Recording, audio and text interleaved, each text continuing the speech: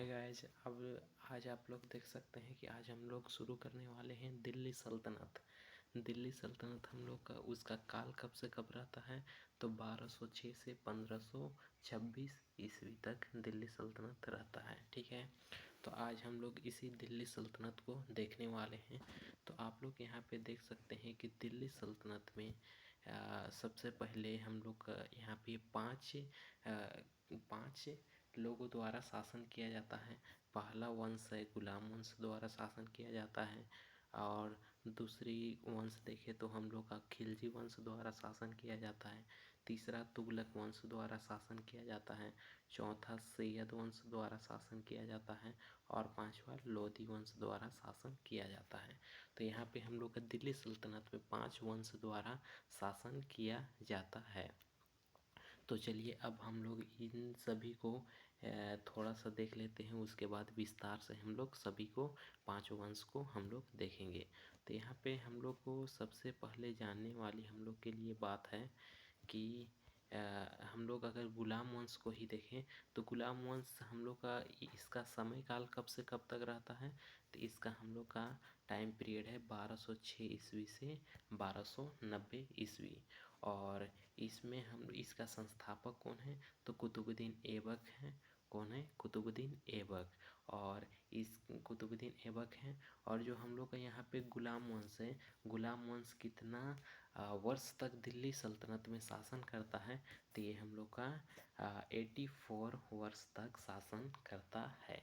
तो इसी प्रकार यहाँ पे सभी का दिया गया है। ठीक है ना। तो यहाँ पे हम लोग खिलजी वंश का देखते हैं तो खिलजी वंश का क्या है तो खिलजी वंश का 1890 से 1920 तक है। इसका प्रथम शासक जलालुद्दीन खिलजी है। उसके बाद तुगलक वंश आता है। तुगलक वंश का शासनकाल 1320 से 1413 तक रहता है। फिर सैयद वंश आता है। सैयद वंश का शासनकाल 1414 से 1451 तक रहता है। उसके बाद अंतिम में हम लोग यहाँ पे आता है लोधी वंश, और लोधी वंश का शासनकाल 1451 से लेके 1526 तक रहता है। ठीक है, चलिए हम लोग एक एक करके इन सभी के बारे में विस्तार से देखते हैं। हम लोग का सबसे पहले यहाँ पे आप लोग देख सकते हैं कि गुलाम वंश आता है। गुलाम वंश के बारे में हम लोग पूरा विस्तार से पहले देखते हैं, उसके बाद हम लोग आगे बढ़ेंगे। तो यहाँ पे देखिए गुलाम वंश में सबसे पहला व्यक्ति जो आता है उस व्यक्ति का नाम रहता है कुतुबुद्दीन ऐबक। उस व्यक्ति का नाम क्या रहता है? कुतुबुद्दीन ऐबक। यानी कि गुलाम वंश में भी बहुत सारे वंश होते हैं, बहुत सारे व्यक्ति होते हैं जो कि शासन करते हैं, और उसमें से सबसे पहला व्यक्ति कौन है तो कुतुबुद्दीन ऐबक है, जिसका शासनकाल कब से कब तक रहता है तो 1206 से 1210 तक इसका शासनकाल रहता है।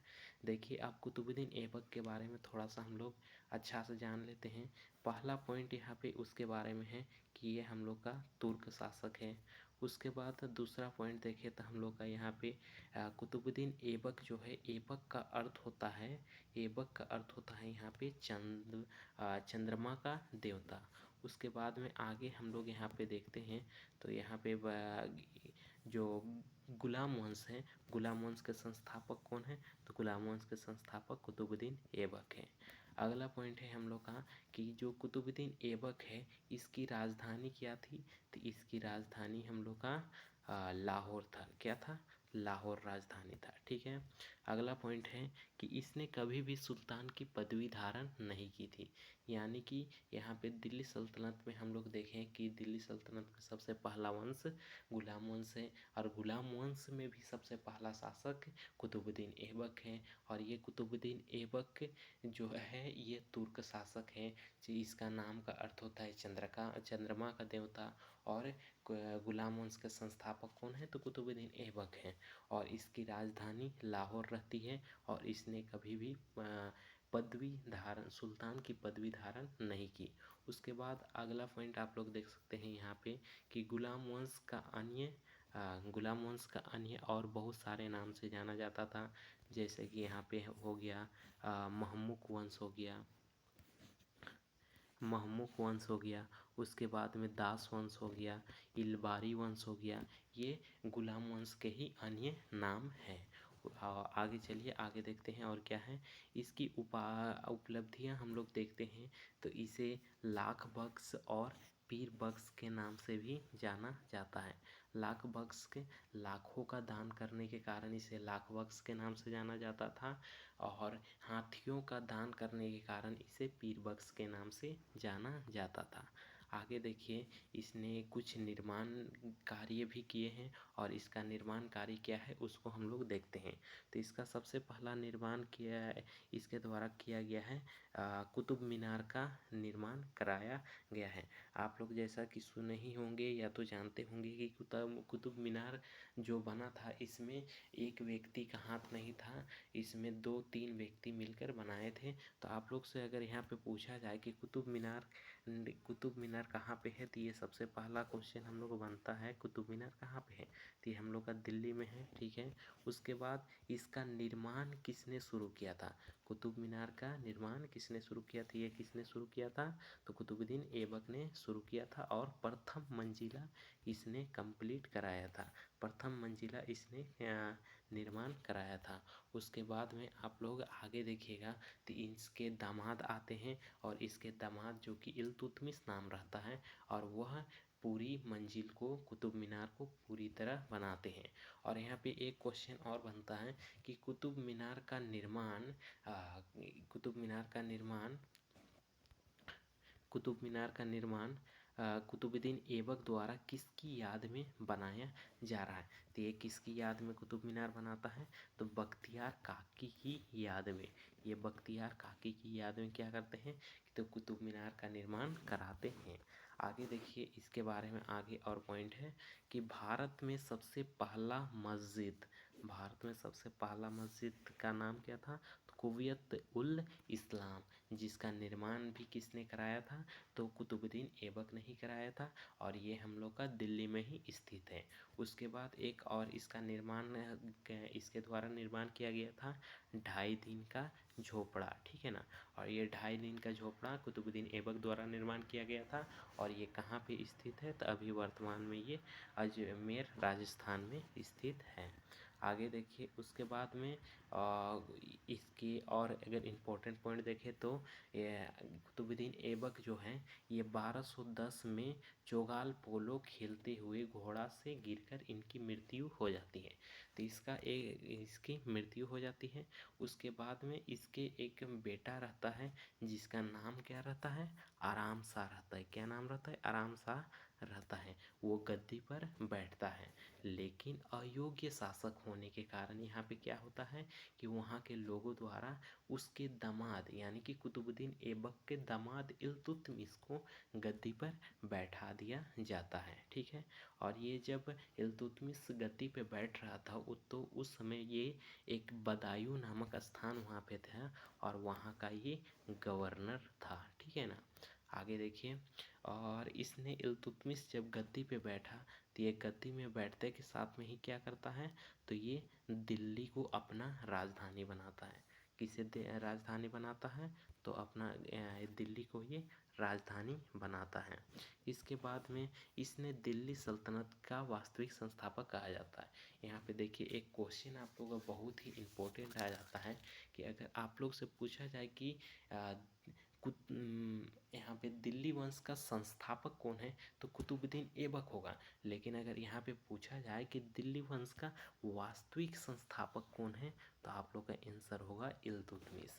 और क्यों होगा क्योंकि इसने राजधानी दिल्ली को बनाया था इसलिए इसको दिल्ली वंश का वास्तविक संस्थापक कहा जाता है। और यहाँ पे देखिए इसे जो इल्तुतमिश है इसे गुलामों का गुलाम भी कहा जाता है। और इसके पीछे एक कहानी है थोड़ा सा हम बता देते हैं ताकि आप लोग रिलेट कर पाइएगा। मोहम्मद गौरी के नाम बारे में आप लोग सुने होंगे तो मोहम्मद गौरी का ही सेनापति रहता है कुतुबुद्दीन ऐबक। तो मोहम्मद गौरी का सेनापति कुतुबुद्दीन ऐबक है तो उस समय उसको दास कहा जाता था, दास यानी कि गुलाम। तो उसका गुलाम हो गया मोहम्मद गौरी का गुलाम कौन हो गया तो कुतुबुद्दीन ऐबक हो गया। कुतुबुद्दीन ऐबक का अब यहाँ पे कार्य इस गद्दी कौन संभाल रहा है तो इल्तुतमिश संभाल रहा है। तो इसीलिए इसको क्या कहा जाता है गुलामों का गुलाम इल्तुतमिश को कहा जाता है। आगे देखिए, इसने जब गद्दी पे बैठा था और क्या किया, तो कुतुब मीनार जो था उसको पूरी तरह से ये कंप्लीट कराता है निर्माण करके, ठीक है ना। और यहाँ पे आप लोग और दो क्वेश्चन इम्पोर्टेंट बनता है कि इसके द्वारा एक एकता प्रणाली चलाया जाता है और दूसरा तुर्क ए चालीसा प्रथा चलाया जाता है। तो ये दो चीज़ आप लोग को याद रखना है कि एकता प्रणाली किसने चलाया, तो इल्तुतमिश ने, और दूसरा तुर्क ए चालीसा किसने चलाया, तो इल्तुतमिश ने चलाया। आगे देखिए, इसके बारे में थोड़ा सा और है, ये है कि जो इल्तुतमिश था उसके द्वारा दो प्रकार के सिक्के चलाए जाते थे। पहला था चांदी का सिक्का, ठीक है, और दूसरा था तांबा का सिक्का, तांबा का सिक्का। और यहाँ पे देखिए, चांदी के सिक्के को टंका के नाम से जाना जाता है और तांबे के सिक्के को जीतल के नाम से जाना जाता है। तो ये आप लोग को याद रखना है। इतना ही सा आज के वीडियो में आप लोग देखते हैं। अगला हम लोग का शासक रहेगी रजिया सुल्तान, और उसके बाद बलवंत आएंगे। उसके बाद ये क्या हो जाएगा कि बलवंत के बाद में हम लोग का गुलाम वंश ख़त्म हो जाएगा। उसके बाद आप लोग यहाँ पे देख सकते हैं कि खिलजी वंश, जैसा कि हम लोग देखे कि 5 वंशों ने शासन किया था, तो खिलजी वंश आएगा।